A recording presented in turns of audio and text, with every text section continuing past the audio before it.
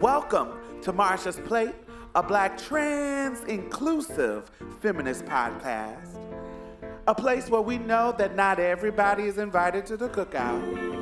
And we also know that every single day is a brand new day, and we have the power to make a difference today. So let's do this. It's a new day, brand new day, make it better than yesterday. You can always find a way to turn it all around again. It's a new day, brand new day, make it better than yesterday. You can always find a way to start over again. Tuesday, when the sun rises, you can start over again. A new day, you can make it better than yesterday. It's a new day, it's a new day, new day. There's a way you can turn it around. Trust me, there's a way out.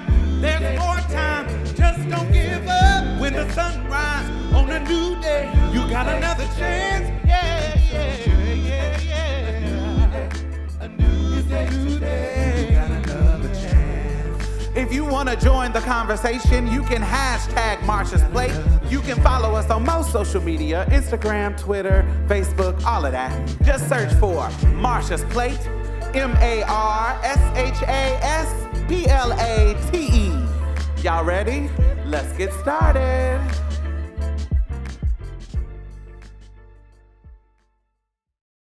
Hey, what's up, y'all? Hey, What's going on?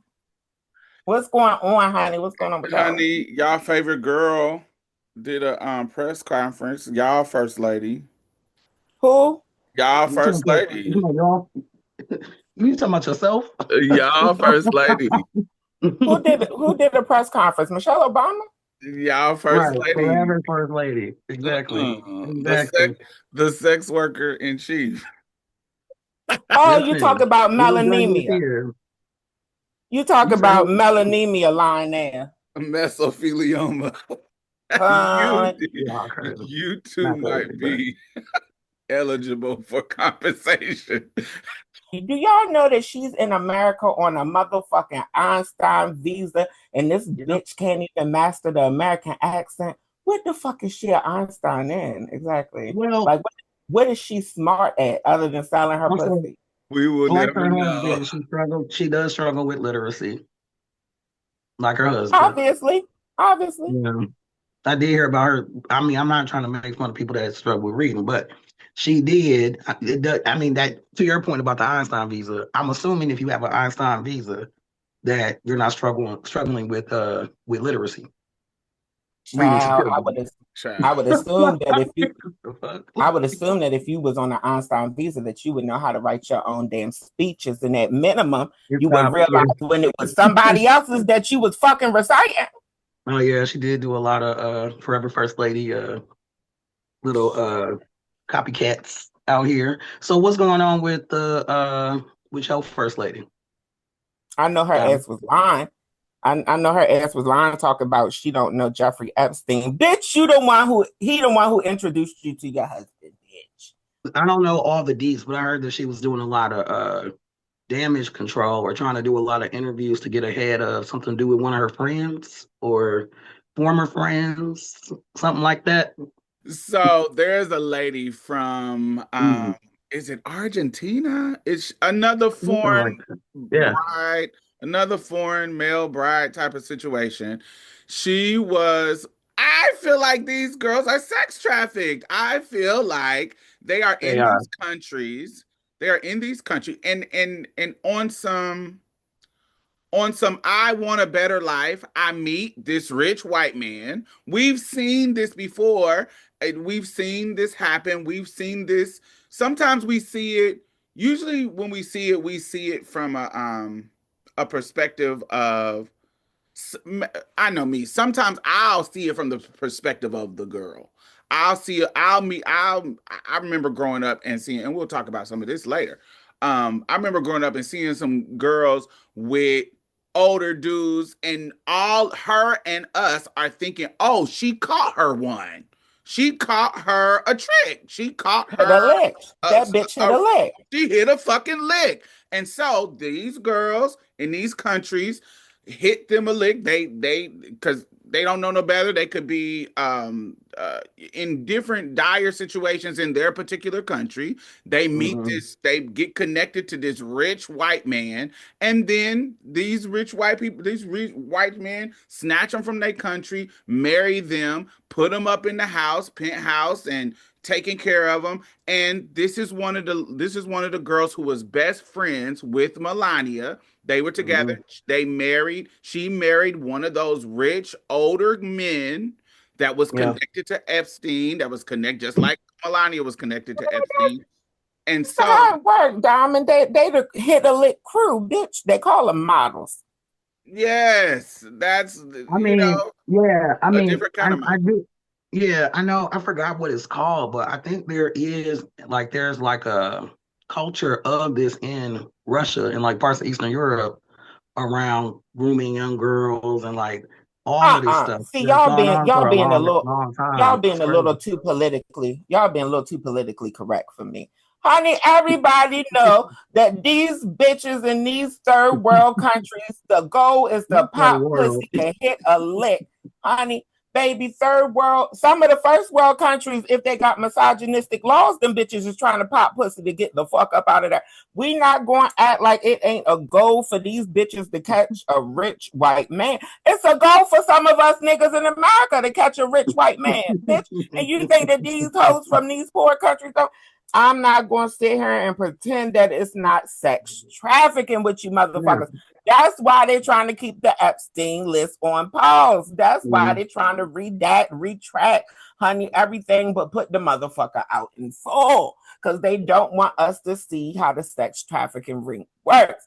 Like I told y'all, these is we gotta give some nuance to that. And so why this goes unchecked is because unlike some of the victims in these scenarios who actually come out as I'm a victim of this, I didn't want this, I didn't blah, blah, blah, blah, blah, blah.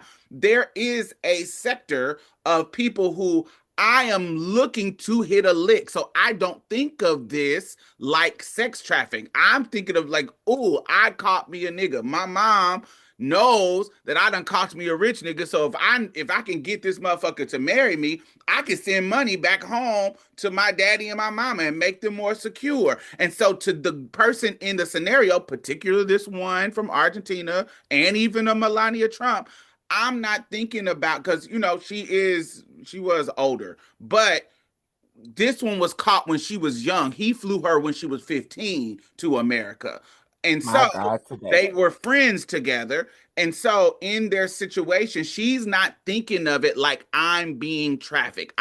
She's thinking of it that I've hit a lick. But we know this, you 15, you ain't got a mindset that you old enough to make these decisions. These is grown ass men making bad decisions by trafficking you. And whether it's legal, they marry you and they got permission from your parents, we know what it is.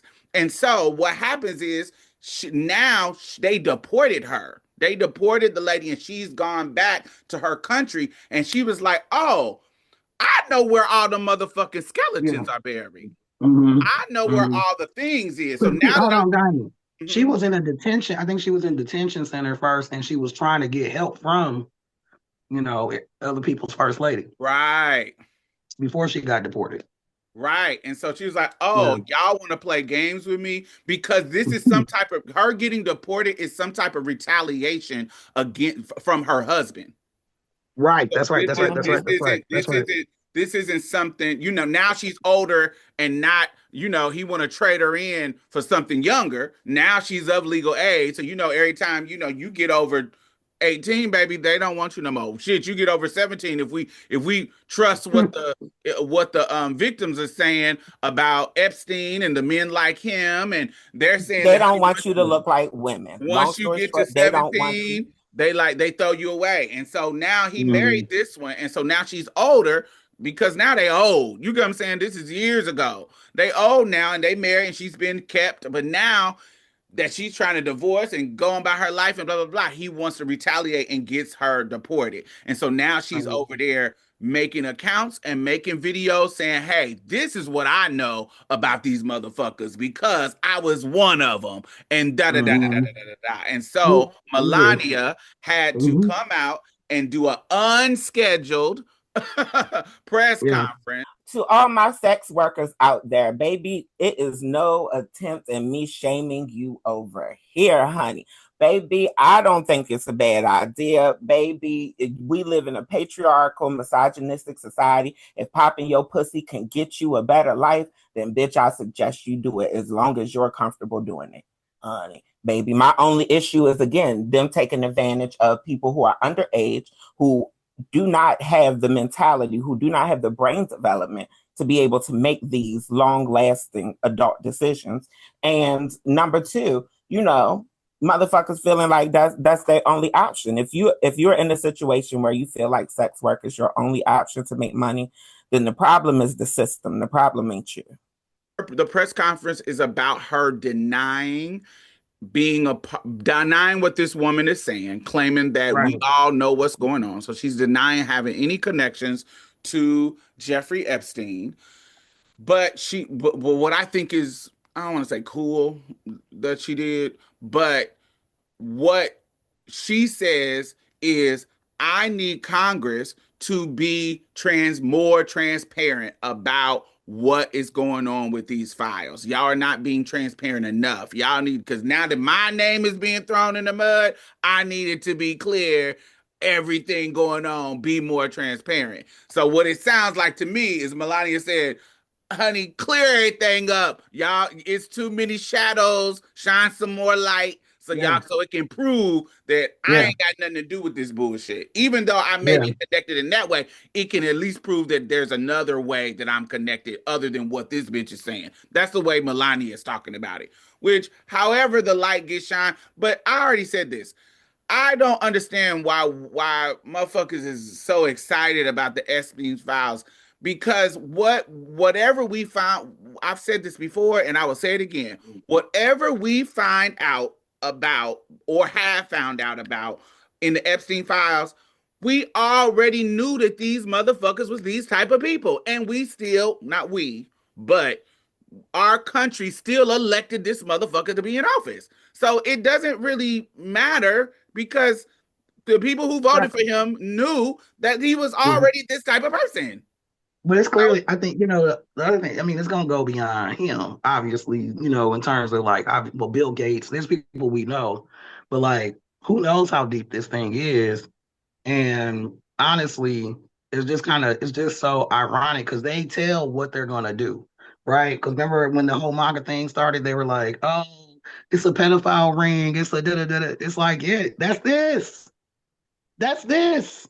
Y'all are the pedophile ring, bitch. Y'all are the pedophile ring. Like, everything they say, about the other people, they do. Everything that the orange dude says, I'm not gonna do this. He about to do it, or whatever. So I just think it's or the way he attacks other people is usually something that he's gonna do or has done.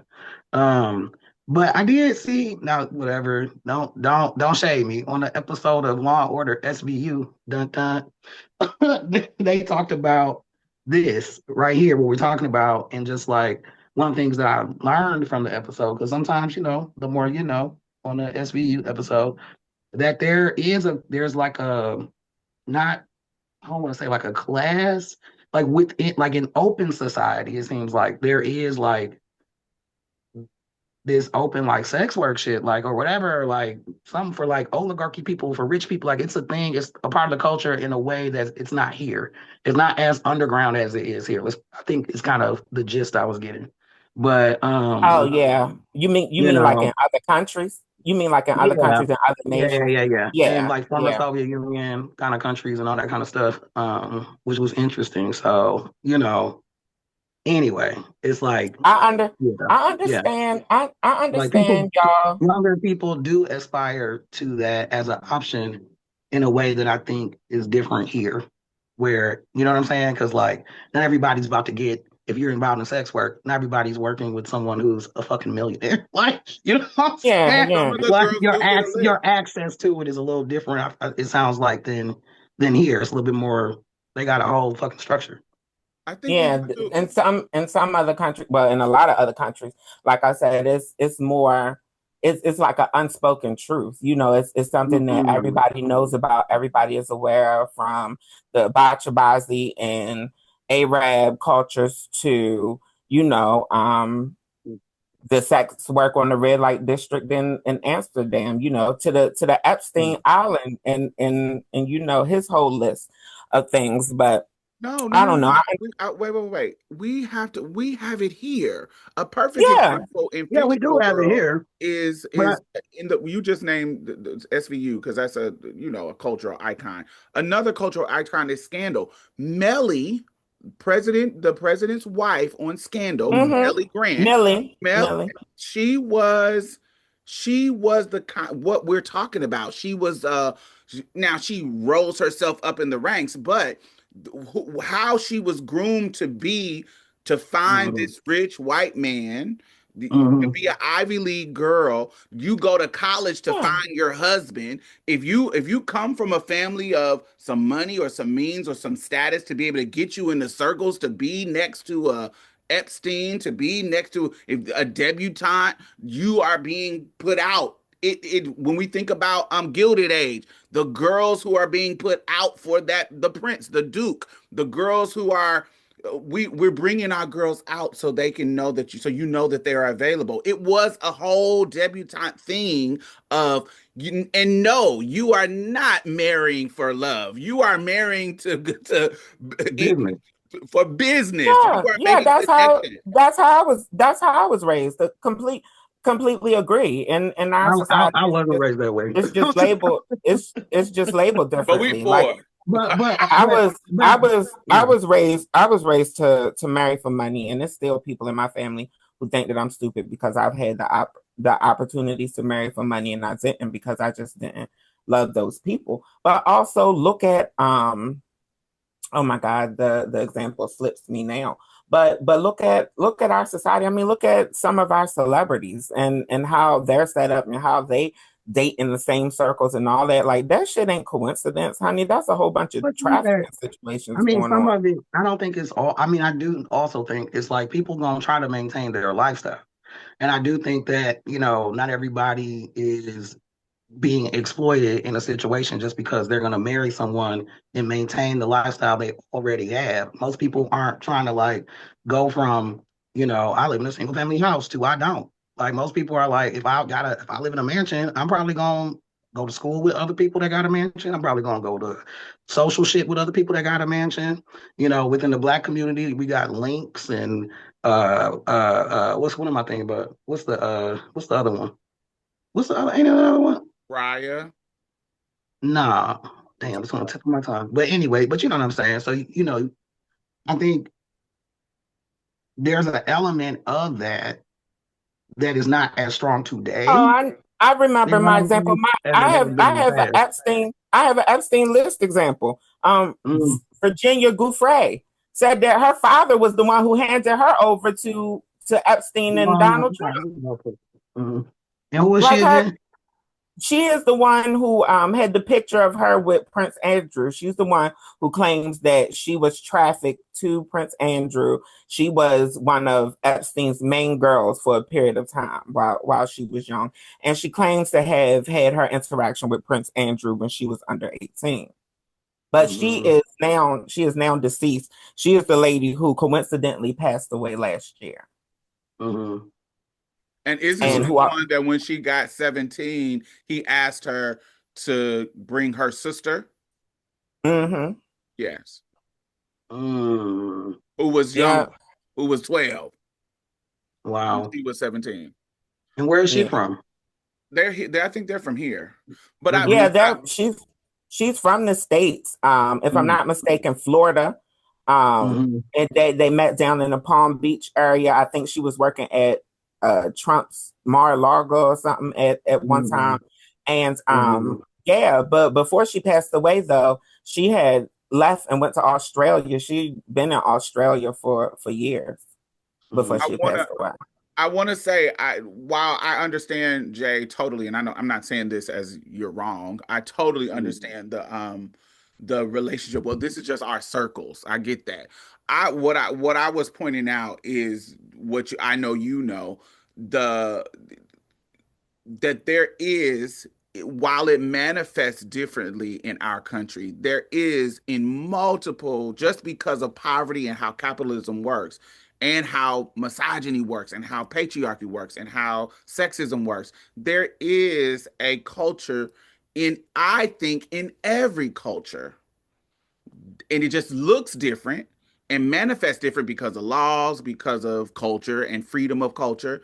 But there is a culture of putting girls in a situation to try to benefit from them being young girls. I think that there is how it manifests in India is going to look different. How it manifests in Russia is going to look different. I think we think of all over centuries, when we think of geishas, when we think of I mean, here, like you said, like it's still a thing. It's still a thing here.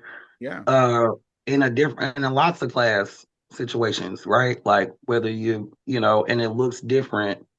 I guess I was just saying, like, it's structurally, I guess, what they're doing out there it just seems like it's way more open, a part of the culture in a way that shit is not open in the same way here. Like it's more overt. Yeah, The it's more like criminality, acceptable. the It's more like criminality of it is normalized. more overt.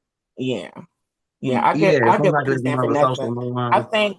I think that's one of the biggest problems that we have in this country. America likes to be the moral law, or likes to pretend to be the moral law. Our government likes to uphold this whole moral standard, but in actuality, we're no different than any other humans around the world. The thing that has become synonymous with American culture and it's so ingrained in American culture is the whole idea to not say the quiet part out loud. We sex work is common, hitting the lick, marrying your daughters off, dowries are even still a thing. You know what I mean? In America, honey, you have a motherfucker that be quick to say, yeah, I want to marry your 17-year-old daughter, y'all will never have to work again. Like that, you like shit really happens like this. Shit in our country, you still have incest because motherfuckers try and keep money in the family. You know what I mean? Marrying ancestrally legal just because we second or third cousins. It don't count. It don't count on paper. Wow. The fuck out of here. But yeah, no, our country, I feel, likes to be very what's the opposite of overt? Likes to be very covert. Mm-hmm. I think our society likes to be very covert, very sneaky, very do it under the table. And to me, that's even worse than doing it in the light. I was listening to a show and they were talking about this too, and they were just like, talking about like the roots of, obviously in this settler colony situation, this was happening back in the day, but particularly what was happening to Black women and girls during enslavement was this trafficking, was this sex like the shit we talk about with Epstein, like it's been here the whole time, and it's not just Victorian shit, white women, right, exactly. Pocahontas. Yeah. But the particularly obviously after like cotton blows up and they're like, cotton, let's march 1 million Black people down to the South and breed human beings, and trade folks off and shit and all this other bullshit because I got a debt.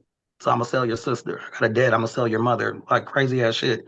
But it was really sobering, but also helpful to like, this shit been here. Like y'all were doing this shit very openly on paper, and because those people were the wealthy people. Those people were the Epsteins. Those people were the people that, like, most people didn't actually have human property, that weren't engaging in human trafficking, aka slavery. That was very few white people, and most people that did have humans, were human trafficking Black people. They had less than like 20 people that they were, what I'm saying? It wasn't like most people wasn't like in groups. I got a plantation of a bajillion people picking cotton. But those people who were, yeah, those are the Epsteins. Those are the Donald Trumps. Those are the Elon Musks. They are like, those are those people. back then. Thomas Jefferson. Exactly. Thomas Jefferson, all that kind of shit. And yeah, so it's just ironic, like you were saying, Bree, to try to sit high and look low when openly this is happening by people in government. Like, you know what I'm saying? Like, I mean, shit. You know what I'm saying? This ain't really different than what the shit was happening back in the day. It's actually, they're doing the shit. Like, we kind of were living in a delusion, post Civil Rights Act and all this kind of shit. That was doing this shit today. They're doing it today. They're doing it today. Now we back to normal. I firmly believe that to this day that they want to take the rights from women, trans women included, because if they take away our rights, they take away our autonomy, and then they can no longer sex traffic us amongst themselves. They want the female body people to have babies so they have money. Bodies. They want bodies. You forgot sex. You forgot sex. A lot of them don't want no fucking baby. They just want. I'm saying that's how they make the money is bodies. The labor. That's the point. That right. That's why they want these white girls having white babies. They don't care about the black ones dying. All right. Well, let us know what y'all think about y'all. Let us know what y'all think about y'all's first lady and her conference. Yeah, you and your cousins. Y'all people, y'all voted for her. So y'all first lady let y'all know she ain't got nothing to do with Epstein. Let us know what y'all think about it. I thought it was pretty interesting. I love when the cats get out the bag and they get to spilling tea, because a lot of times, it is because they didn't get what they wanted out of the deal. Right. And now they spilling tea. So anyway, hashtag Marsha's Plate.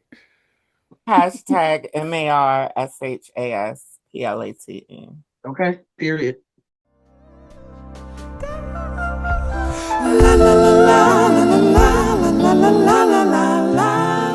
Oh my God, I want to thank all of our new patrons this week. Thank you. Yay. So not only are you helping to sustain this particular podcast, I also donate to other podcasts. I donate to other organizations. I have my finger on the pulse of the community, and I know a lot of grassroots organizations that are doing great work out here. So you're not only helping to sustain us, you're helping to sustain other people in a community, because I put my money where my mouth is. That's just the kind of bitch I am. Community as fuck. So thank you. I really, really appreciate you. And if you have not become a patron, why have you not? You can donate as low as $1 a month. It doesn't matter. Anything helps. Please. Do I have to play Sarah McLachlan and show you puppies? Like, what do I have to do? Do I have to resort to what the white people do to get you to give them money? Anyway, the link is in the bottom. Back to the show. For all who don't know, the whole black pill community is based under the idea of, red pill, blue pill, the matrix. If you take the red pill, then you're awake. If you take the blue pill, then you're living in a simulation. Long story short, the red pills I remember who's red pill by remembering like red pill, red hat. So the red pills, they're usually like MAGA. They're usually like misogynistic, quote unquote conservative, anti-liberal, against liberals, all of those things, right? Well, the black pill is like an extreme red pill. Like the black pills think that they're so awake that they look down on the red pills, honey. It's given anti-woke, again, anti-liberal, anti-feminism. Like most of their beliefs are based in anti-feminism, right? So to them, feminism is bad because it gives women choice. They feel like with women having choice and autonomy, they don't know what the fuck to do with it. This is what the black pill genuinely feels. This is very incel based. This is like a derivative or a product of the incel community. The red pills became a product of the incels, and now the black pills are like a product of the red pills, but again, more severe. They feel like, specifically with women having choice, that women are choosing men solely on the way that a man looks. Yes, I'm going to say it again because I know to some of y'all it sounds fucking nuts. Women are choosing men solely on the way that they look. This is what a black pill believes, right? They believe that they also believe that they shouldn't improve themselves. Like self-improvement is beneath them. If you're self-improving, you're norming, you're trying to assimilate, you're trying to simp for women, to get sex, to get attention from women. No, we're not going to self-improve. The society needs to change and these bitches need to change and they need to stop going after men because of the way that they look. They feel like there's no cure for incels. You know, you're just, it's women's fault. You know, you can't seek treatment to become more desirable to women. It just is what it is. It's like genetic, some of them believe. And ultimately, they believe that the two only real options for a true black pill man is suicide or mass murder. They believe in hate and violence. They believe that with the hate, they will change the culture and they will change the mind and they will change this whole idea of women having choice, because women shouldn't have that much choice and freedom because they don't know what the fuck to do with it and they're choosing men for the wrong reasons. So they commit mass acts of violence like mass shootings, mass killings, go on serial killing sprees, et cetera, et cetera. You also have the option of committing suicide, and that will bring you martyrdom. You become a martyr for the cause if you commit suicide, and then people are talking about the black pills, and then the black pill movement becomes even bigger. Like you could die by suicide and be a revolutionary in the black pill community, right? Now, I'm going to give y'all my personal beliefs, but before we get into y'all's, I feel like the whole idea of women choosing men based on the way that they look is projecting. I think that is, I don't understand women 101. I think that is female ignorance 101, because even stereotypically, women are known to pick for security. Women are commonly known in America to pick for financial security. I mean, we just had a whole conversation about women being willing to traffic themselves for the betterment of their family financially, right? So I think that that's pure projection. I think that anybody who understands the average woman and how the average woman thinks, they're never going to assume that women are picking men based solely on the way that they look. They feel like, yes, self-improvement works. No, I'm sorry. They feel like no, self-improvement is not worth it. Self-improvement is beneath them. That's bullshit. We all know self-improvement works.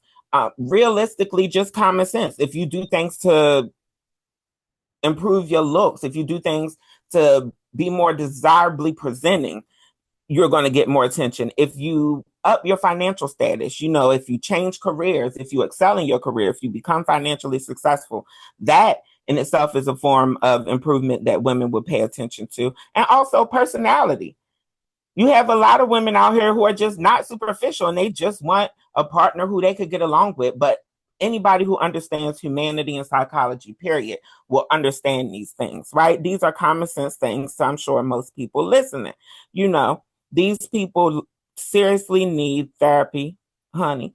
They calling themselves the black pills, but they need to be taking their fucking happy pills, because it sounds like a lot of misery for you to even consider suicide as an option. Like, what the fuck? Are you serious? You're going to commit suicide because a woman don't want you, and that sounds healthy to you psychologically? Like, this makes sense to you, the math. Even if it was true that you would never attract a woman a day in your life ain't worth living. You ain't got nothing else to live for. I know you fucking crazy.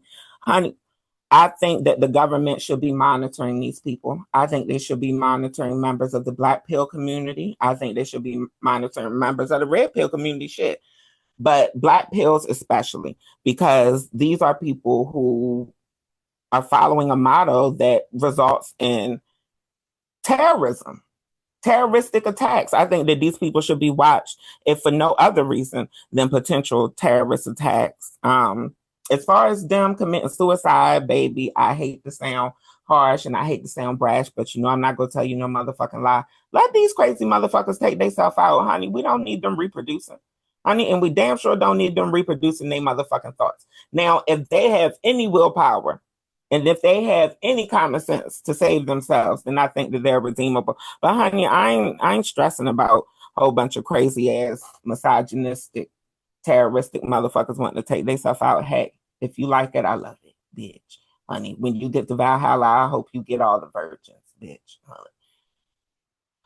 Now, I also think that overall, what a lot of them are missing and what they seem to not want to accept, it seems like there's a cognitive dissonance to the idea that you being healthy, you appearing healthy, you looking like somebody who's clean and healthy, you being somebody who's financially stable, and being somebody who respects women. The numbers already show us that is the best way to attract women. I know a lot of y'all out here listening, a lot of men are out here listening to each other. A lot of, especially misogynistic cisgender men, listen to each other and assume that they can each teach the other about women when there's no woman in the conversation. And then when you do get points from women, not only do you ignore them, but you rebut them. You fight against what women are telling you that they want and need, which is fucking stupid. Honey, and y'all wonder why we say y'all the weakest link. Honey, again, as I said with the last topic, I feel like one of the main reasons that these men don't want women to have autonomy and rights is because they won't be able to traffic us. Trans women included. Yes, the same with trans women. If they take away trans rights, then they're taking away trans autonomy. We will have to again become the streetwalker girls. We will have to, a lot of us will have to resort to survival sex work and or being concubines for people who could take care of us. If we don't have no rights, if we can't work, if we can't even leave the house without the idea of getting arrested for being trans and committing fraud for being fucking trans. But I know I've gone on a rant. Now it's y'all turn. What do y'all think about the blue pill? Diamond, I know you're already aware. But Jay, I know you're not, and I'm sure you have thoughts too. What do y'all think? No, I mean, that's a lot going on. I just keep thinking about that that Steve Bannon shit. The slop. It's slop. It's slop. It's slop. It's slop. It's slop. It's slop. Because this is crazy. Just don't make a fucking shit. That's crazy. Oh, that's all I'm saying. It's crazy. And I'm not saying there aren't people that feel this way. And I'm not saying there aren't men that felt this way before the last 10 years where this shit has given more fuel. But it's still slop. Like, it's some, like, what do I feel about it? Obviously, I think it's bullshit. Obviously, I think this is crazy. Obviously, I think it's extreme. It's all the things. It's sexist, misogyny, like, it's all the fucking things. But the biggest thing I think it is it's a part of that strategy around throwing a much, helping to push a lot of bullshit out here and creating this idea of a quote manosphere that did not exist in the same way about 10, 15 years ago. And so, it's some bullshit. And there are a lot of men that know it's bullshit. And there's a lot of men that actually call it out as bullshit. But yeah, I think, I don't know, like, obviously it's like, what the fuck? Like, sound like some fringy ass internet, Reddit, or whatever the fuck people be on type shit. Yeah. Which your average person doesn't have access to. Your average person that's a guy, your average man is not on any of these platforms. Your average person that's on social media, period, regardless of sex or gender or race, is not on any of this shit. They just not. Because you got to, like, intentionally be in those spaces and be, you know what I'm saying? And be engaged in a way that's way more intentional than, like, Facebook or Instagram or some shit like that. I disagree, Jay. Oh, okay. Well, I disagree. Let me back up. I'll say maybe for folks of a certain age. It's I think for older folks, their target definitely is younger men. because they're trying to groom them through this shit to be on some fuck shit. And they're using grooming tactics to do it with this kind of stuff. Some scary shit, we might want to maybe edit it out. But like this is, this is like maybe not edit it. Well, yeah, edit it out. But it might it's the 9/11 shit, right? Remember when 9/11 happened? It was the same shit we heard about 9/11 hijackers. It was like, why would these college men blah blah blah blah blah? And there were like videos. They were watching this type of shit, same type of shit. It was all this weird ass, misogynistic, hateful ass shit. And they were getting groomed, these young men, through these fucking videos to do some crazy ass shit. So yes, I think the federal government, they're not gonna do anything. They defunded, the hate crimes task force and all this kind of shit because we get what we vote for on the federal level. Like, they know this shit is going on. They're cool with it. And I think people should push back as much as they can. And also, yeah, I mean, this is just,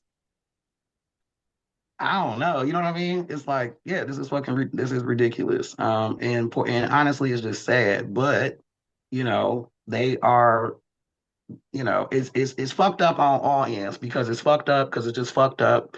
But then it's also fucked up because there's people intentionally targeting younger men to get into this shit, like intentionally through algorithm, through all that kind of shit, through Stitch, Twitch, whatever the fuck.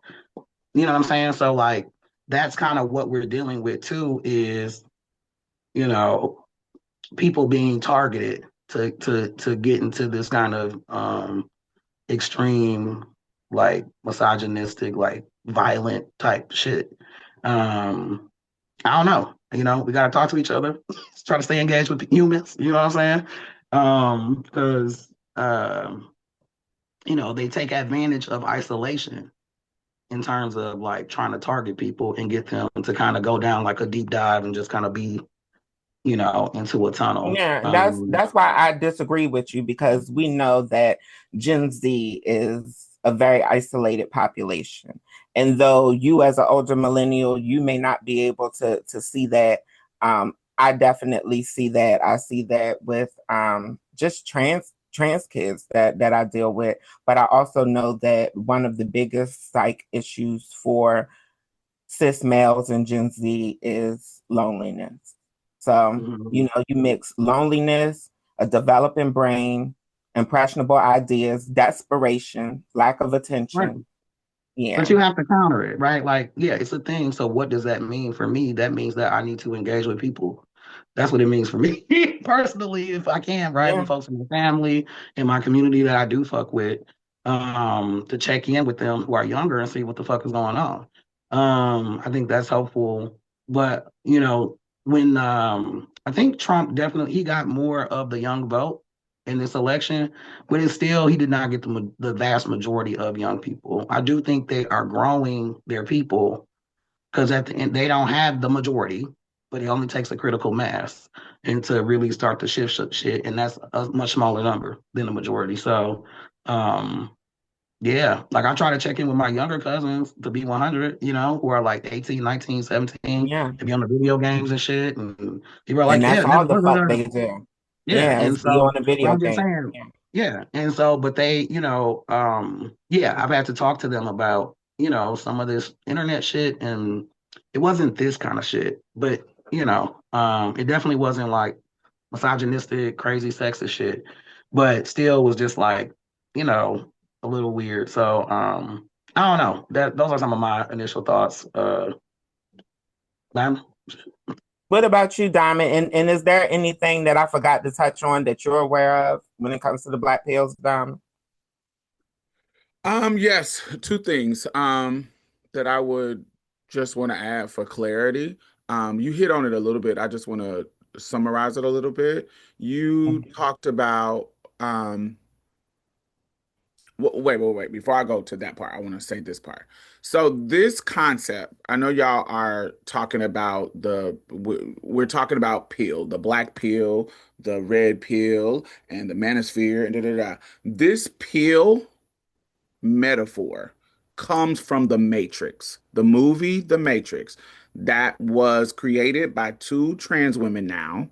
And it Yeah. was an allegory to you know, you coming out, how the Matrix is. Neo had to choose the red pill to know the truth about the world, and or he can take the blue pill and go back to his life and live in the Matrix.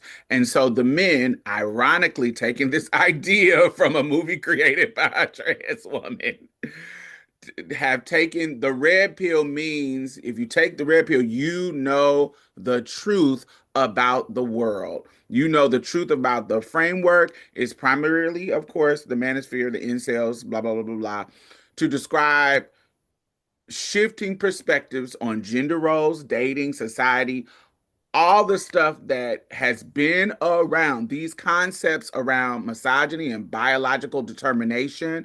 All these concepts is something we have grappled with for each decade is a different manifestations of this kind of conversation. And there have been, we are calling it red pill now. We are calling it red pill now, but there was another name for it in the 60s. There was another name for it in the 40s. There was another name for it in, you know what I'm saying? This concept, the battle of the sexes is not new. And there have been more extreme and more not as extreme people who practice this patriarchal shit that's going on. So what we're doing now, they have taken this concept of the red pill, and if you have swallowed the red pill, you are woke to the idea that feminism is taking over, women are getting rights, men are being harmed, and blah blah blah. This untrue notion is making them go down that particular rabbit hole. So I wanted to give the history of the red and the blue pill. The blue pill is the good guys who like how the system is running. The red pill is the guys who don't like how the system is running. And then black pill, like Bree said, is a further extreme to that. So I want to just give a summary of that. So the red pill people think society is rigged against me, but I can use the knowledge to win. So these are the people who say, if I get buff, if I get money, if I use these tactics to get women, these trickery, these going to the, passport bros going to the country to pick women who need my money, and my money goes further. Let me move to Thailand and pick me a Asian girl, and she's gonna treat me. I'm gonna win as a man because I know the system works like that. If my money goes further, I have more options as girls. They feel like society is rigged against me as a man, but I can use my looks and all my power to actually win once I know how the system works. Black pill, like she described, society is rigged against me and I'm hopeless and I'm lost and I can't fix it because I don't look good. I can't get buff. I can't go to the gym and get so buff that it makes women like me. Blah, blah, blah, blah, blah, blah, blah, blah. So I think we're clear on that. But one thing that I also want to point out is that there is a pink pill.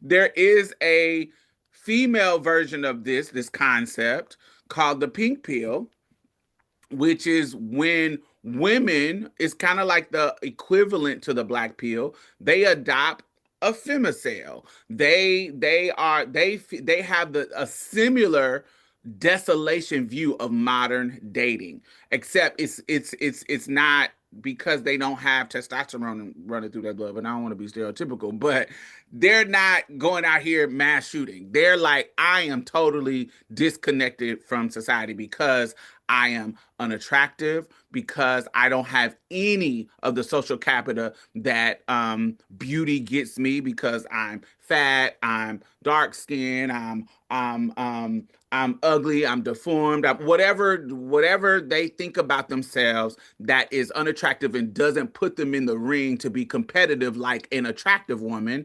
They are victims. They claim that they are victims of lookism, where they are just heavily discriminated against based on their appearance, making their romantic success, which is supposed to be at the center of women's ideals, making their romantic success impossible. So, crazy propaganda. Crazy propaganda.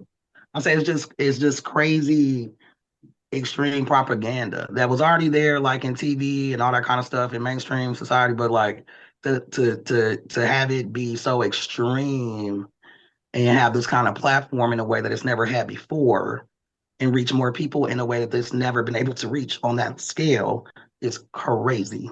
And that's yeah. I think Gotta push. I feel what we have to grapple with is accepting that we can't. Part of me feels like I think it's not when I hear you talk, Jay, and I think what Bree was disagreeing with you. There's moments when I totally understand what you're saying and get it, and I agree with it, but there is a reality of the situation that that is hard I'm for not, me to grasp. yeah. Let me finish my thought. There is a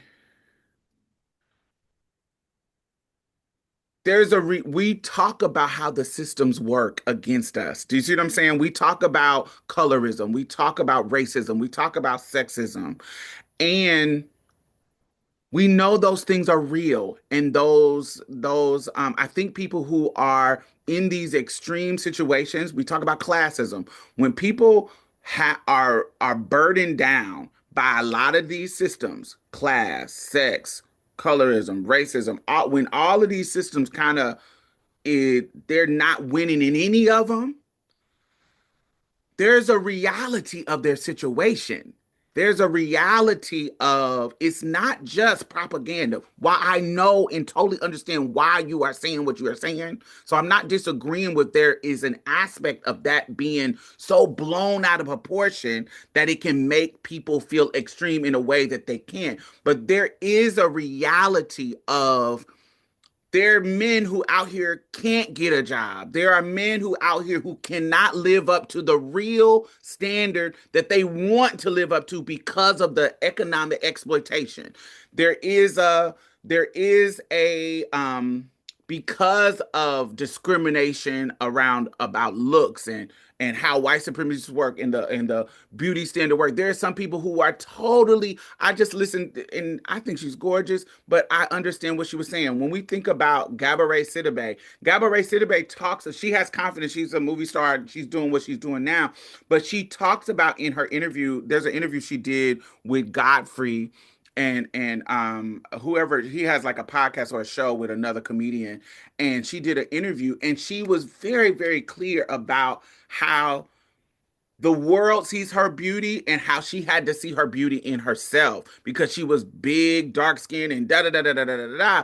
And there is a reality of how she has to navigate the world. And while she is a positive story, there are some people who don't have the care, somebody like a real life Precious who doesn't have the care, who doesn't have the scenario, who doesn't have circumstance, who doesn't have the support, who can go down that road and it's a reality, and not just because the internet, not just because they're successful to the wait, let me finish it. Just I got you.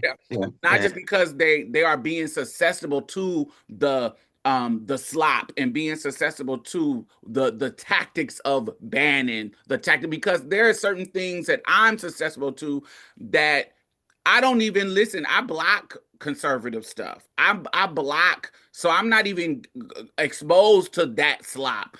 But there's a reality of my life as a trans woman. I have privileges on a certain level, but there's a reality because as a trans woman that because I am trans and because of the reality of transphobia in the world, my options of a romantic partner are smaller. Now I haven't got to the point where I'm like, oh my God, I could never find love and da da da. I've never gotten to that point, but there is a reality that my options are slimmer than they are than a cisgender woman would be. That's just what it is. It's a reality of the situation that has nothing to do with the slop. It is a reality. And sometimes people are affected by that reality. And so that's what I want to say. Go ahead. What did you want to add? What I'm saying is the reality has always been a reality. Yes.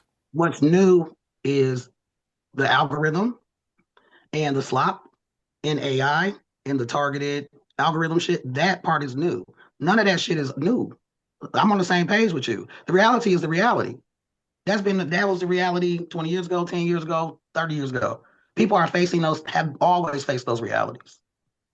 I face those realities as a black girl, a dark-skinned black girl, a dark-skinned black woman who's outspoken, educated, and then transitioned, gender not conforming, and then looking like a whole ass man. God forbid I have a beard. So all that shit's always been there. What's different is that I might come across on fucking YouTube today this bullshit. That's what's different. And that's all I'm saying. We on the same page. I don't think we're on the same page. I'm just saying, just to be clear, like that's the part that I'm saying is different, not the circumstances, not any of that shit. What I'm saying, the part that's new is being targeted with this kind of shit is a new factor. And that's all I'm saying. And it's intentionally happening and being funded by and supported by people who don't give a fuck about us, right? And are intentionally pushing this. And I'm not saying there aren't people that aren't related to that, because that's how that works. The whole point is we push it and then other people carry it. And what I'm saying is there's a lot of people carrying it that ain't got shit to do with Steve Bannon or any of that shit. But what I am saying is that they are behind that shit, regardless if the people know it or not. That's all I'm saying. And that is a different thing that's in the zeitgeist that wasn't in the zeitgeist before on this scale. When I say on the scale for the audience, I just mean being able to reach as many people, because these fringy people have always existed. They just never had as far of a reach as they've been able to have until more recently in the last 10 years or so. And that's all I'm saying. So, and they're able to tap into those who are easily vulnerable. And we talked about it a while ago too, about all the micro targeting and all that kind of stuff, and the troll farm, all that kind of stuff. So like, this is not to say that this is not, there aren't people doing this that don't give a fuck about any of the shit we're talking about, propaganda or any of that shit. All I'm saying is that we are living in a time where all of this stuff none of the circumstances are new. The one big thing that's different is how technology is being used and manipulated in this situation, because we've always had these issues, we've always had these problems, but you didn't have as big of a microphone for these assholes. And I'm just saying the microphone has gotten bigger and louder in a way that it's never been before. That's my part when I say the propaganda part, is that there's people turning up the volume on these people in a way that we've never seen before. That's all. That's what I mean when I say that. That's all. So let me ask you this, and I think we asked you this in another time. What is your point in sharing that? Because I can go back to my point in sharing that is what we talked about before. I'm not going to normalize this shit. Even though it has grown, I'm not going to sit here and say like this shit is normal, because it's a lot of shit that counters it, and it's a lot of people that push back on it. And what I'm saying is it's relatively is the key word, a new phenomenon. And when you know that it's relatively new, it's a reminder that this shit has not been here this whole fucking time. And that's what we want to hear you push back. How do you push back? As we said in the conversation before. What do you mean? When I talk to my nephews, when I talk to my little cousins, that's what I just got to talking about. What do you tell them? We're here to spread messages to people so that they can combat these things that they're being bombarded with. For the Gen Z who listen to us, they're listening to us because they want guidance, they want direction. So how do you direct them, knowing that this exists? How would you talk to your nephews now, knowing that this black pill thing is a real thing that young boys are subscribing into? We talk about what the fuck they're doing on the internet. At least that's what I do. I don't know if y'all have more suggestions on, because they're not into this misogynistic shit. Like intentionally, they're not. You know what I'm saying? So like, you're in a special situation. You know what I'm saying? But when they're on the video games, we talk about the video game shit. We talk about the language in the video games, and the language in the video games is very misogynistic and problematic. And we have conversations about that shit for sure, and how it's a fucking problem, and how he needs to check it when he's in the space. Absolutely. So like with those knowing this conversations black pill shit now that I've just introduced you to, who you've admit that you weren't aware of, knowing that this exists now, and knowing that these are potentially conversations that they are having with kids that you aren't aware of. How do you combat this knowing that this exists? How would you even address it with them? I think, like I said, like I got to do a better job at checking in more. I think for those of us who have young people in our lives that we know that are on video games, on YouTube, into this kind of shit, checking in with them, because the biggest thing that they're able to exploit is isolation for all of this shit. And so I think as much as we can to check in with folks who, particularly younger people, younger men, right? To see what's going on. And then also call out the shit if you in the space and they playing a video game and somebody say you fucking bitch ass, all that kind of shit, then say something. And it might not always be cool. You might not, they might push back, what I'm saying, whatever. It might be uncomfortable, but it's being challenged. And it's an opportunity to kind of open up a way to have those kind of conversations with them. But it doesn't get a starting point unless you try to open up the door. And everybody's situation is different with their people. Let me say this. Let me say this, Bree, please. Mm-hmm. Because we keep coming back to this with you, Jay, and I want to grow.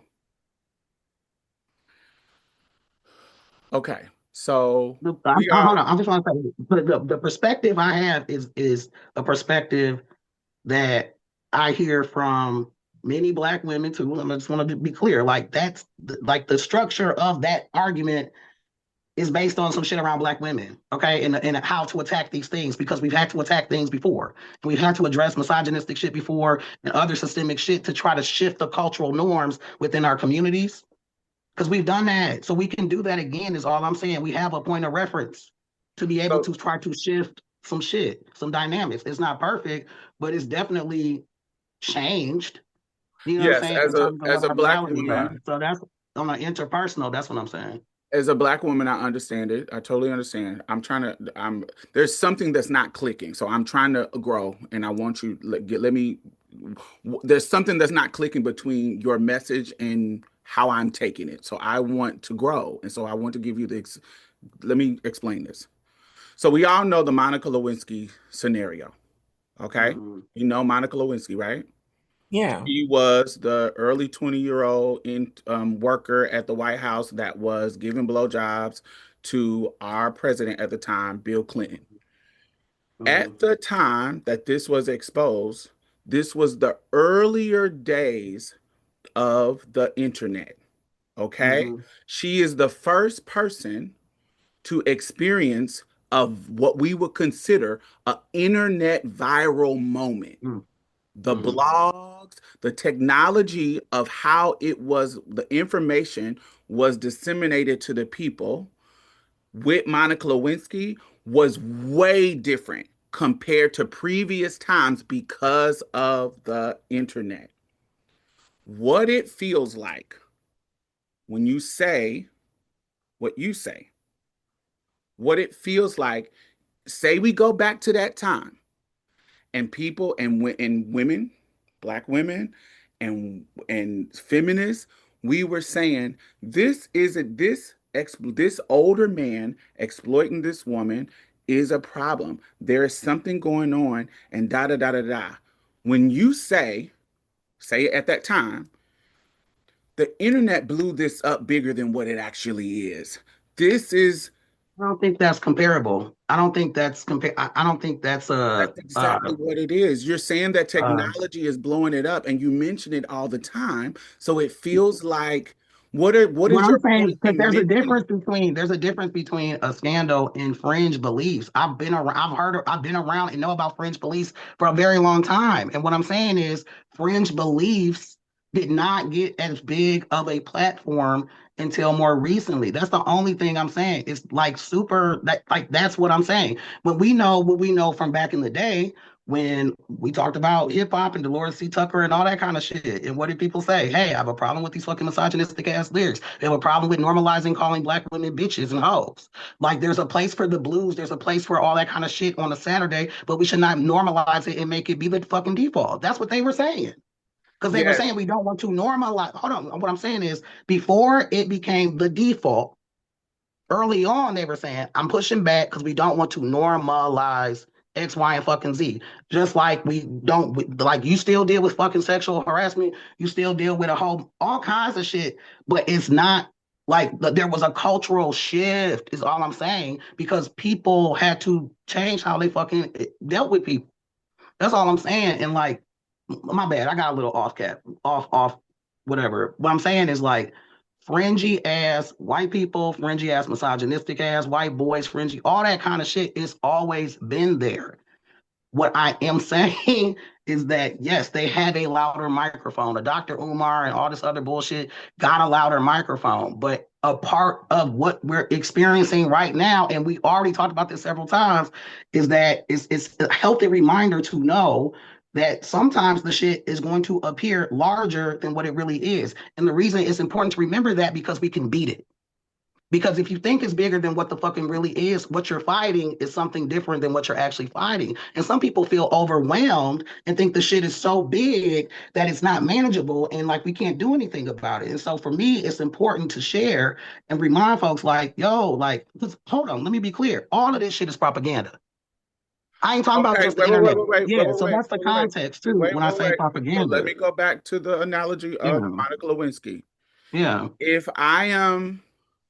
I'm talking about a problem with this exploitation, the system of exploitation about girls and older men and da da da da da, and in that moment, somebody said, this issue is bigger than what it is because the internet is blowing it up because that's what was happening. No, what I'm saying, hold up. What I'm saying, what I'm making it analogous to is like Waco and fucking people with fucking forts and cults and fucking, I got a whole fucking what they call it? I got a whole compound type shit. These were fringy people. They're connected to those kind of fringy people. That's the context of fringy I'm saying. I'm not talking about this shit because now I'm talking about like political fringe. It's different than like that. And so what we're talking about with Jeffrey Epstein is not about political fringe. That's a different, like some of it is, but like that's different. So like the context of me saying the fringe shit is like political thought fringe shit that used to be just on AM radio, that used to just be on, because I've been following this shit. So I've seen it grow and explode, and we all seen it grow and explode. Fox News 20 years ago is not Fox News now. The internet today ain't the internet from yesterday. And we purposefully have people trying to take advantage of folks who are isolated for various reasons, including this black pill bullshit, the pink pill bullshit, the red pill bullshit. You know, I'm not saying it doesn't exist, but I'm not saying it's not louder. All I'm suggesting is for the political kind of fringy thought shit is social political fringe shit has gotten a louder microphone, and because the president of the United States currently helps to push that shit, like that just has never happened before. You know what I'm saying? Like they're supported by the Proud Boys and the Oath Keepers. They just let these people out of prison. But like that's some different. This is some different ass shit. Is all I'm saying, because they're a part of this black pill, red pill, fringy ass shit, misogynistic ass shit, racist ass shit. That's theirs. These are those people. These are those people. They're all connected. Is all I'm saying. That's all I'm saying. Like I don't know if that's making more sense, but like around like why I'm like. I'm just throwing perspective. It doesn't make it not real. It doesn't mean that this is not happening and we don't know people in our lives or might know people in our lives that are on this fuck shit and we're concerned about. I'm not saying it's not real. I guess no. I'm not thinking you think it's not real. I'm trying to grasp that every time we have a conversation like this, that's the point you make. So why is that such an important point? It's not the main point. The reason I bring it up for the audience is because there might be younger people in particular who think this shit been normal for the last 30 years. And it's not. Well, the problem is normal. But I'm saying on this scale, and this level of visibility and this big of a microphone, no. That's why Hillary Clinton said, I'm concerned about the opening of the basket of deplorables. She said, I'm concerned that these internet bots and trolls are going to get on the internet and they're going to allow this kind of language and all this kind of shit to become normalized. And we start talking like, because it was a lot of work done to not make it that way. It was a lot of work done to be like, it's socially unacceptable to say certain fucking things, like racist ass shit by white people, or certain spaces to say certain sexist ass shit. You still can get away with it, but there still was a social situation like order that, at least for the whites, that they contract that they went into, that they have broken. You know what I'm saying? So like, anyway, I'm just saying like, this is not, it's like the Dixiecrats are crazy. Yeah, but that's, even though it's fucked up that they're doing this down south, again, Black people were still like, this is not normal. Just because it's happening and it's common, and just because we're in a fucking era of bullshit, I'm still not going to dignify it to say that the shit is fucking normal, because it's not. It's not normal to say a motherfucker can't, excuse my language, have a fucking drink of water after your ass because you white, even though we're living in that fucking reality. So because I know it's fucking nuts, that helps me resist. It's kind of the conversation we were having a couple of weeks ago. That's the perspective. You know, I'm an organizer at heart. So I'm looking at how can we address the fucking thing, and also like look at the background of the thing. And this shit did not have this much power and leverage and voice, and wasn't in the media on the scale that it has been over the last 10 years with the help of the motherfucking president and this fucking growing, quote, manosphere and all this other bullshit. That's propaganda. I believe regular TV is propaganda. Regular ass TV before now, 20 years ago, propaganda. Fucking newspapers, you're fucking magazines. Yeah, you know what I'm saying? Like, a point. It's just louder. You're making a point scary. it always is in my mind when it comes up. It's like Hillary Clinton also said that the super predators were the criminals, and we gotta stop the super predators. Yeah, but I'm saying, she also said that, and was on a television that was spreading that rhetoric louder than before in the time that she said it, because I agree. The technology was giving her a louder bullhorn at the same time. So I keep saying, but that does not undermine the reality. Not saying that you're doing this, but it doesn't undermine the reality. It doesn't undermine the problematic nature of what was said. It doesn't undermine the volume of the issue feels like it's a moot point if it's just still the fucking issue. Yes, technology changed. When the newspaper printer was made, it was information was disseminated more. When movie film started to be created, the message was louder. Birth of a Nation was louder. The racist narrative was louder. The technology is always going to be here. So saying something is louder doesn't dismantle that system or a solution. My bad. Can I interject? Can I interject, because I don't know if my gripe is the same, but I'm going to just tell you how it makes me feel when we get this same response from Che. I feel like the biggest issue is that you're stuck in your millennial bubble and not seeing outside of it. I think that's because you undermine the internet and then you want to keep it going to the next topic. That's how I feel when we address certain topics that are especially derived from social media. I feel like you tend to make generalizations when you don't know what to say. I feel like it's a lot of, I told you so. Okay, what's next? But we're not getting any real advice.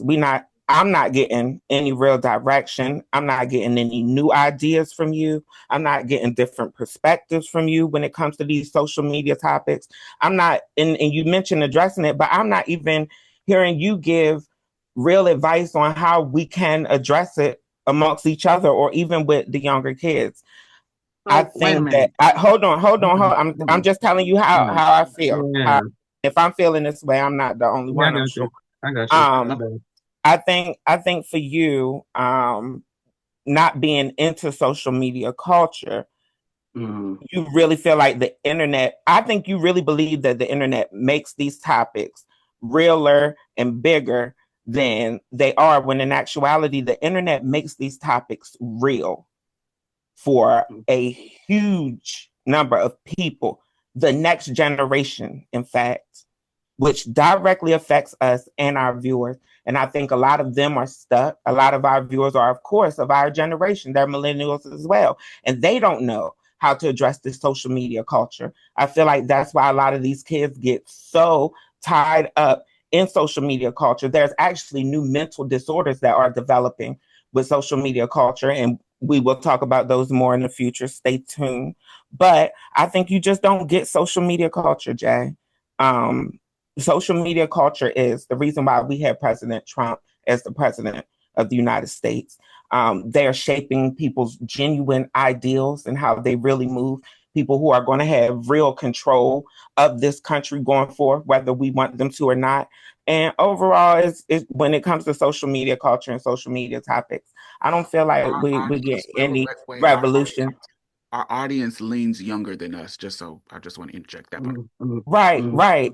And well, with that puts even more pressure on you, Jay, because I feel like they're not getting no revolutionary thought. I feel like they're not getting no ways to really move in social media culture. And I think what's lacking is that you're just not into social media culture. I mean, I think it's fair to say that I'm not into social media culture. Yes.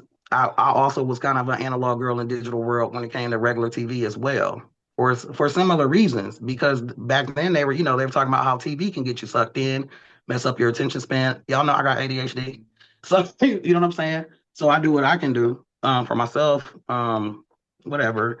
But I guess when it comes to like Facebook, Instagram, YouTube, those things were always there. They were there before they were manipulated in this particular kind of way. And I'll just use this example from Wisconsin.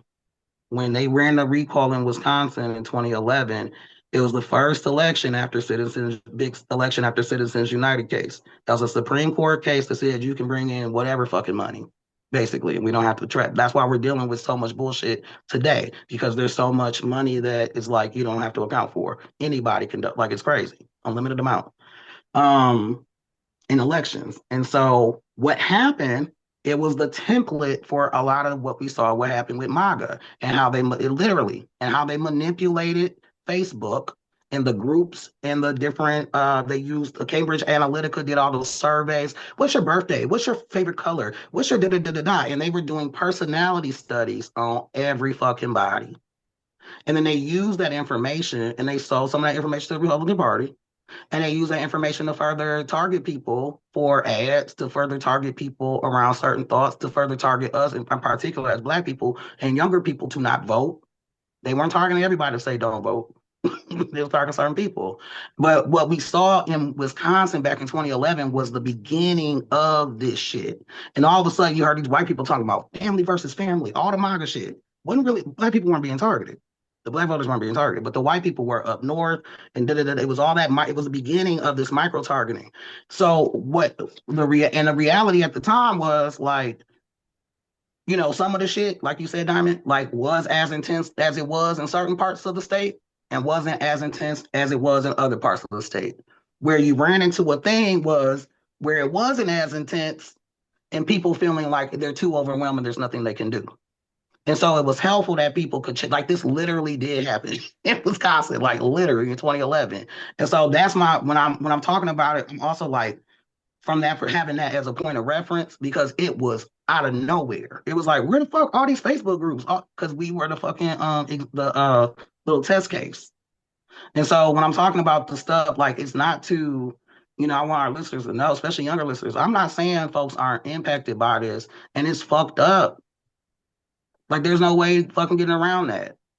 But I also, as I'm a history person, study history, student of history, like, it's important to know, like, this is what we're seeing. Facebook was still there and it wasn't doing this before. It's like YouTube was still there and it wasn't being manipulated in this way.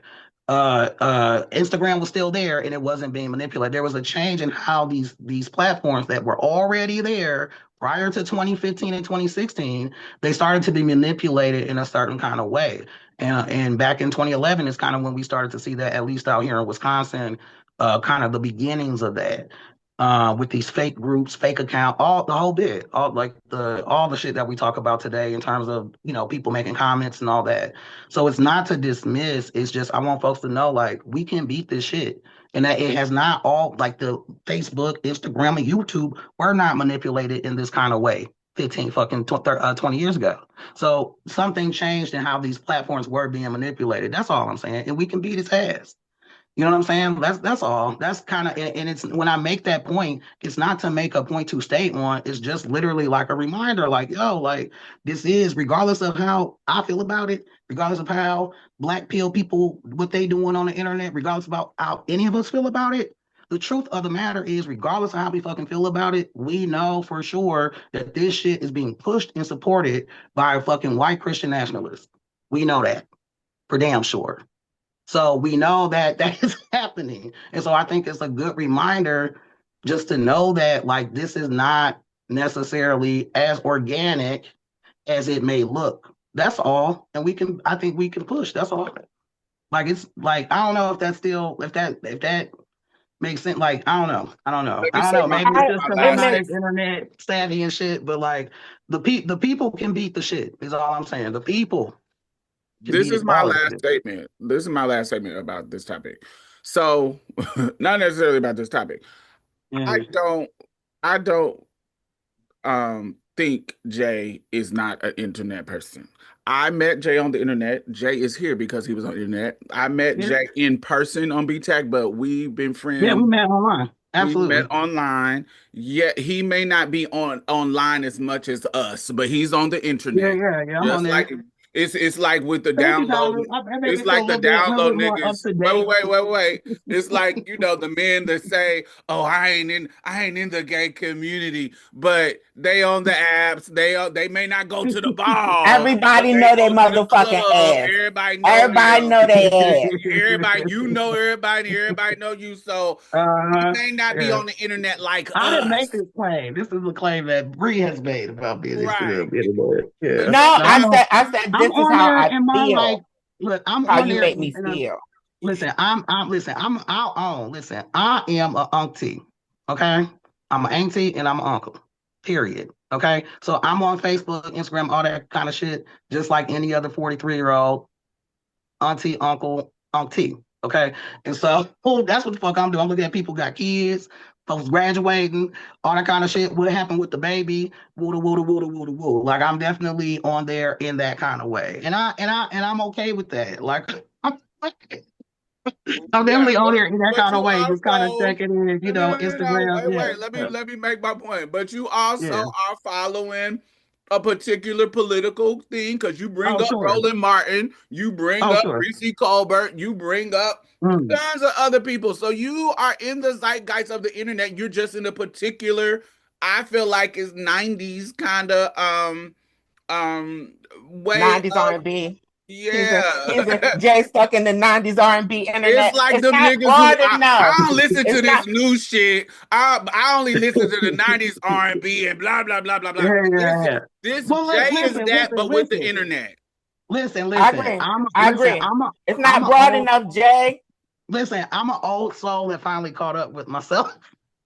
That's okay. You got to keep up with the youngins. All right, Bree, close it out. Just because I think some shit is slop by Steve Bannon does not mean I don't think we should talk about it. It's just slop is a category of shit. So that's what That's what I want you to do. I want you to talk about it. I want you. You are so. It's not broad enough, Jay. Like, you are so insightful on history and the things that you are interested in, but it's like you are so disconnected from what's going on today. But not. I don't. From a younger perspective. I think he's stuck. I think he's stuck in a certain algorithm. I think he's really stuck in an algorithm diamond that that you probably can't relate to because your scope on the internet is so broad. But me, before I became a content creator, I was stuck in the 90s R&B internet with Jay. 90s R&B internet? That's a metaphor. I know that much. Okay, I know that much. But no, I mean, you're right. I do follow a lot of traditional Black media. You know, just to kind of stay abreast of the of the things, from our perspective. Just because, like, whatever. I was on that shit before. Yeah, I'm giving Tom Joyner in the morning. I know. Come on, Ricky Smiley. baby, honey, please help us get Jay out of the 90s R&B playlist and help him get more diverse. Let's introduce Jay to Sabrina Carpenter and help him realize that the Black girls are listening. And help him realize that the Black girls are listening to her too, honey, baby. Honey. But let us know what you know when it comes to Black pills. Let us know how you feel about the Black pill community, and let us know how you think we can combat the spreading of the ideals of the Black pill community. Make sure you hashtag Marsha's Place so that we know you talking to us.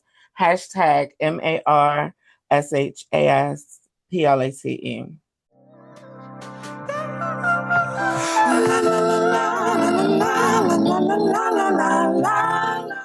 Hungry, not as in I'm hungry and I want to eat, but hungry the country.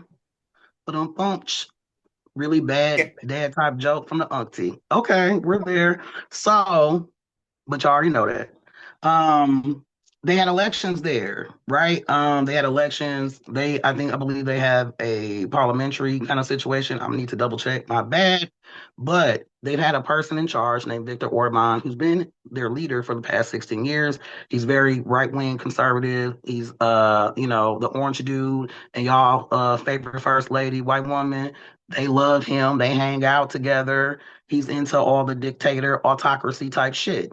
He was in charge for 16 fucking years.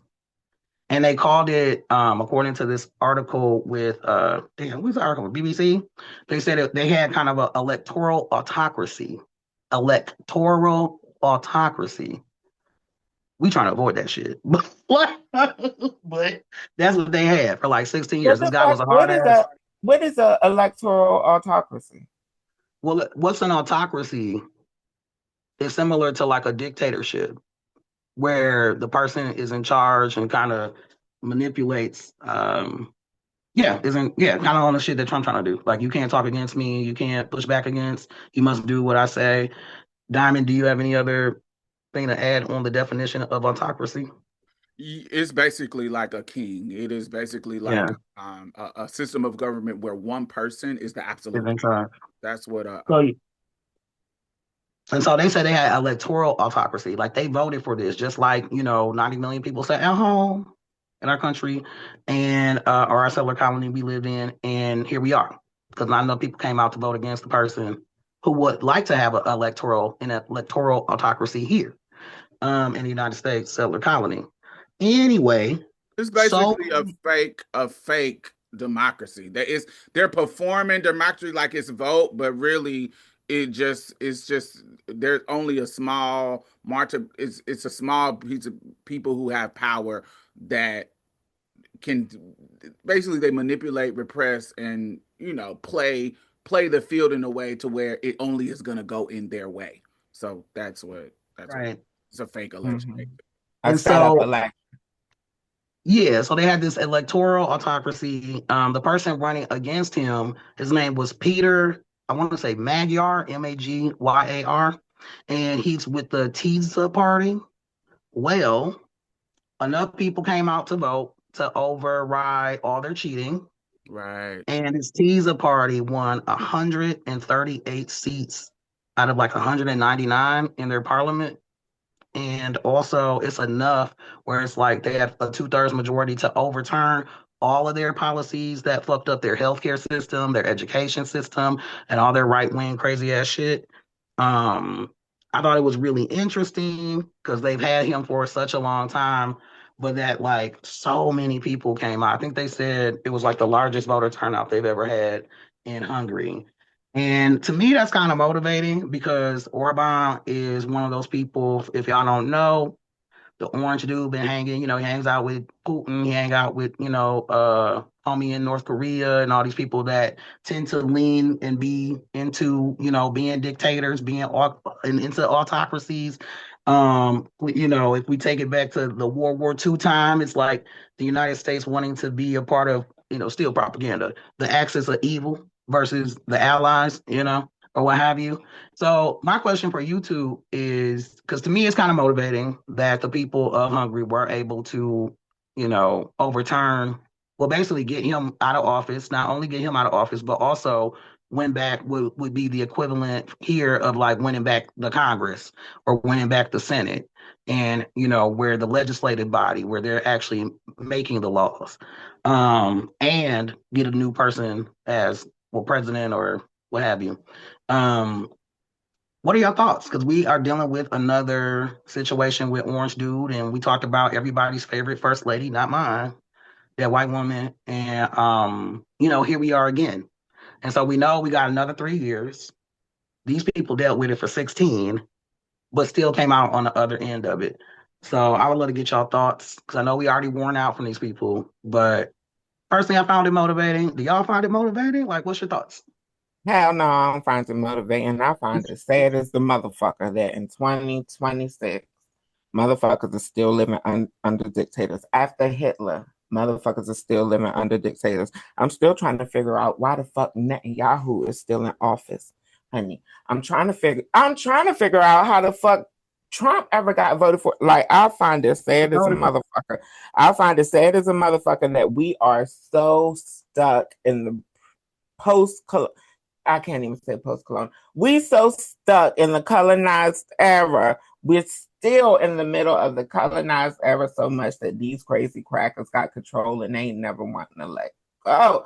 They want to tell everybody what to do, how to do it, when to come, where to go, what time, how to show up, what to wear, how to shine your shoes, spit on them first. Like, I'm so motherfucking tired. I'm just tired. I'm tired of testosterone. Honey, maybe that's why. What you think about them getting defeated, though?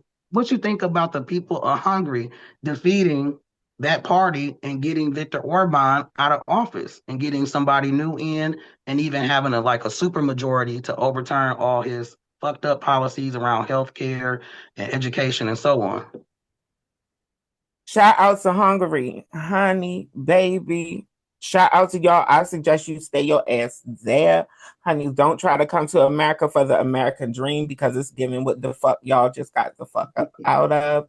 Honey, I'm giving Hungary, please start making contact and talking about y'all dictatorship coming up out of that autocracy, all of the fake election. Honey, bombard us with y'all political commentary from the past 16 years. So that these motherfuckers over here at least know what the fuck they getting into, honey, because a lot of them, I really don't think that they understand the assignment. I really think that they think that they gonna come out unscathed, but bitch, they keep understanding that they got the power now, but this motherfucker's trying to take the power from everybody. You big fucking dummies. Thank you, Hungary, for what y'all said. Diamond, what do you think? Also, I wanted to share one of the articles. I don't think it was the BBC article. It might have been the Intercept. We got the link to the BBC one. They talked about. They said the people of Hungary quietly defeated Viktor Orban and their party with their vote.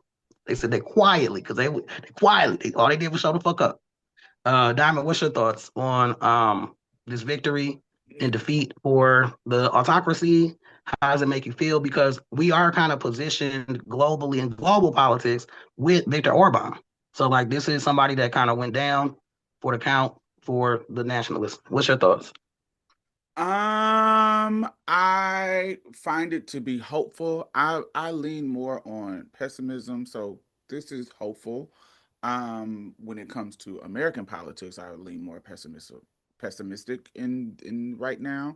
So I find this to be hopeful. Voter turnout in the United States generally for presidential elections and this is in general, like who shows up, who doesn't show up. 60%, it hovers around there. 60% of Americans vote.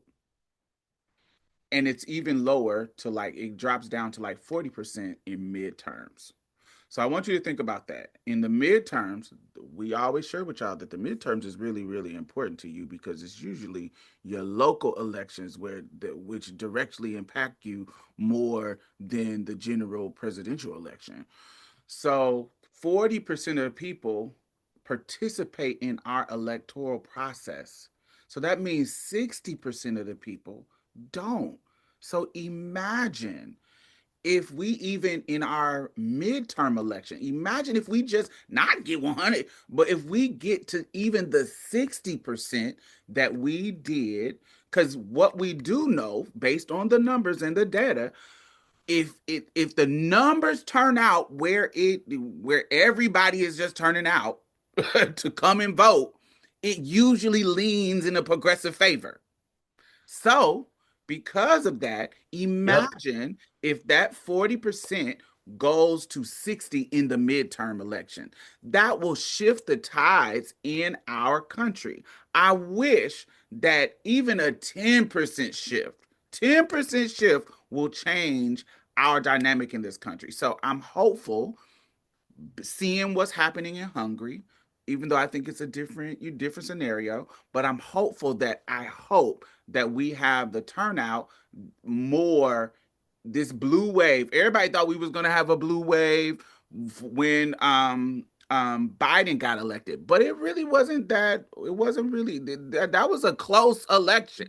That wasn't a landslide win that we thought it was going to be after having a 4-year thing of Trump. So we're having we have a 2-year thing of Trump. We're going to have a 4. I'm pessimistic. I'm not for sure if it's going to be the wave that we think it is. I'm hopeful. I'm going to try my best. I'm going to do my part in regards to get people to be inspired to but I'm so disappointed in Democrats. I'm so disappointed in their strategy. I recently watched this content creator named Josh Doss, and he said months ago, like, what are y'all gonna do when they try to bring ICE to the voter booths? What are y'all gonna do when they use these tactics? We know they're gonna do it. What are y'all gonna do? And then recently, recently, they sent a letter. They sent a letter.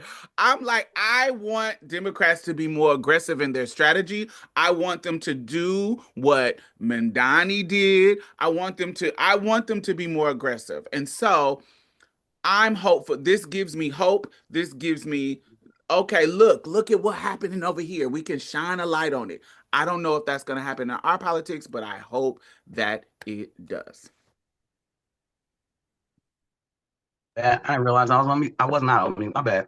Thank you for sharing that, Diamond. I feel you on the hope. Some good news is basically pretty much all the special elections that have happened this year have gone in our favor. So far, last week you had Supreme Court race in Wisconsin. The really extreme Republican candidate lost. And there was an increase in turnout, to your point. Virginia, y'all got an election next week on the 21st. I hope you are voting early if you can, because they're voting to counter what's happening in Texas around redistricting. And it seems like there's a lot of momentum with that. So I hope folks remember, if you are in Virginia, know people in Virginia, really reach out to those people, remind them to get out and vote. And just thinking about what you're saying, Diamond, about that person's post about what's the strategy. And a lot of people are talking about, folks voting early, to kind of offset some of the bullshit that's going to go down after polls. Like, if we expect them to be on bullshit, if you can, vote early, or mail in, or however it's done locally. Is something that a lot of folks are talking about recently. But yeah, let us know what y'all think about this election in Hungary. Does it make you hungry for change? No, I was kidding. Okay, another corny dad joke type shit. Anyway, y'all got also let us know what y'all think. Let your auntie know what y'all think about this election. and hungry? And does it give you motivation around what's happening here? For us to be able to get enough folks out to make a difference. Diamond mentioned it. It only takes a little. So it's just getting a little bit more folks out and we can really take control over the situation. Hit us up. Let us know. Bree at hashtag Marsha's Plate. Break it down. Hashtag MARSHASPLATE. Gimme euphoria, more than peace of mind. It's the joy and space to change the tide. Gimme euphoria, more than peace of mind. It's the joy and space to change the tide. Gimme you a feeling and a high you never come down from. Whoa. This is that time.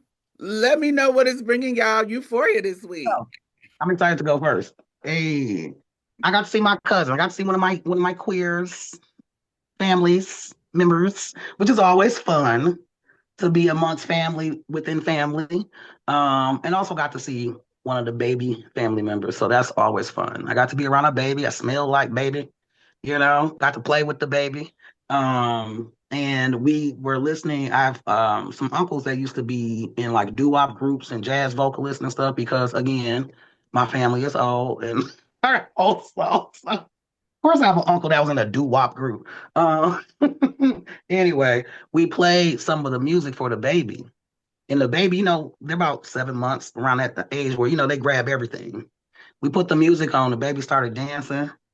And then she just sat down and she was just like in trance because it seemed, because she's never heard her great grandfather's voice, but you could tell that she heard something familiar because she didn't even try to grab the phone. She like sat down. She, sat down, scooted up and just stared at the phone and listened to the whole song, just smiling and giggling. It was so moving. It was so beautiful. Because as I mentioned, like my mom, all her siblings, that whole generation in my family has passed away.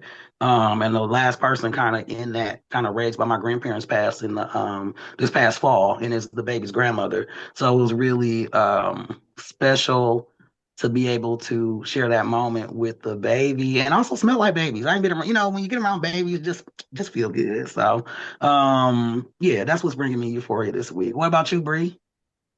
Oh my goodness, honey. I had to leave my condo to come to this. Well, I'm back, but this time I'm with my man. And these women are putting their hands all over his Yamamoto Kasai sweater that I bought. And I'm much, much unhappy about that. Honey, some of the kids are going to catch the reference and some of them won't. I have been so into Climax this last week. If you haven't heard of them, look them up. KLYMAXX. Definitely get into their album, Meeting in the Ladies' Room. They are still to this day one of the only, if not the only bands, all female bands, wrote and produced their album Meeting in the Ladies' Room, played all the instruments, did all the vocals, music genuinely created by these women. Dope. It was before their time. Yes, they were before their time. That album was before their time.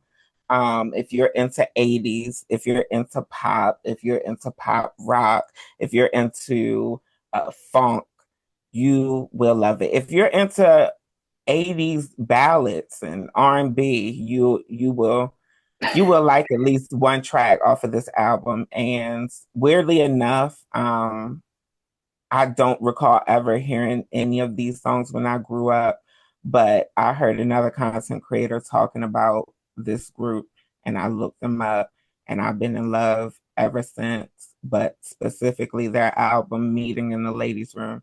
And definitely y'all look up the videos for Meeting in the Ladies' Room and Men All Paused. You won't be disappointed if you love the 80s.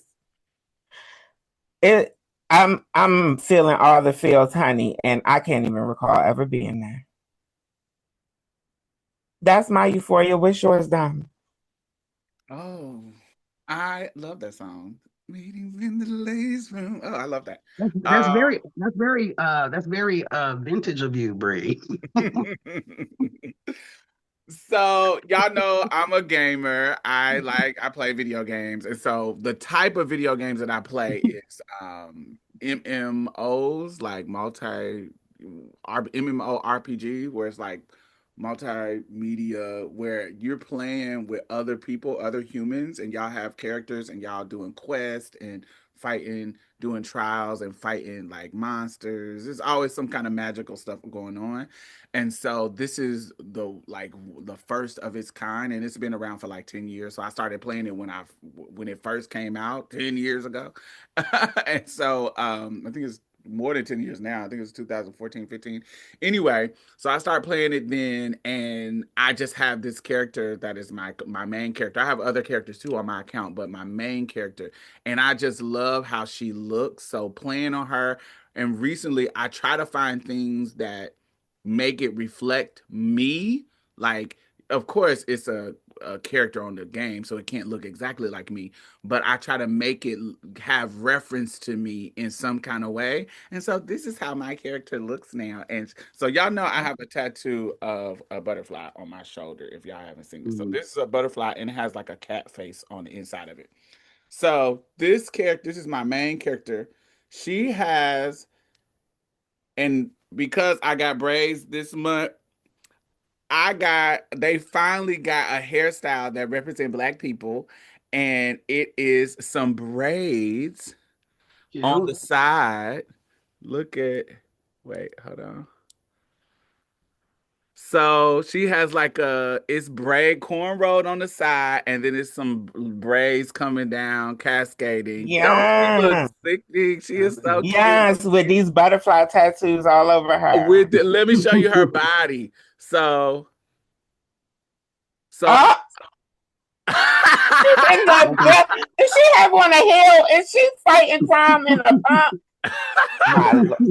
So I love her. She got butterfly tattoos all over her body. She got this. This is called the Nordic. It's a particular costume. It's called the Nordic bather towel. So you know I want her to be sexy and slutty. So this is a place where you go to get like massages and stuff. And this is what you wear in the town, and you win this costume by doing some kind of quest for them.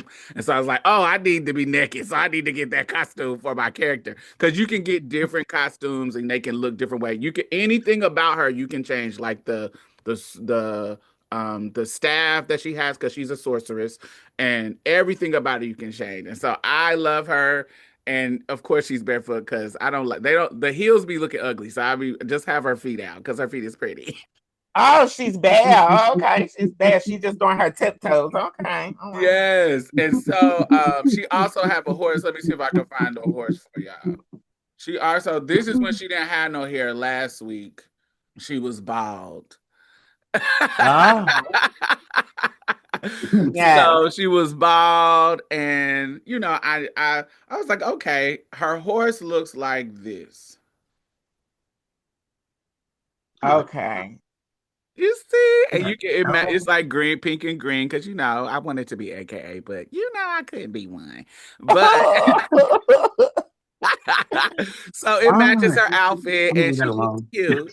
And so I love her. I love her. So that's what's been bringing me joy this week, because they're in. So what they do is every year they do like different events throughout the year. So there's like a fall festival, there's a spring festival, there's a winter festival. So right now we're in the anniversary jubilee, which is the anniversary of the game coming out. And so they have different things that you can earn. They'll give you different quests and different things to do. So if you do them and you earn like different like prizes for it, and they'll be unique to the time. So there's stuff that will have that you'll have that you might not even be able to ever get again if you play during this time. So remember, this has been going on for 10 years.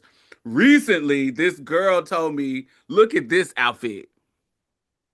Oh, okay. I want that. It's called the Carnival Celebraton. That's what I was going to say. Carnival, giving Carnival. Yes, but Mhm. this came out in fall of 2025, and they don't sell it no more. So there's girls running around with this, and I'm so jealous because that looks so sexy and cute.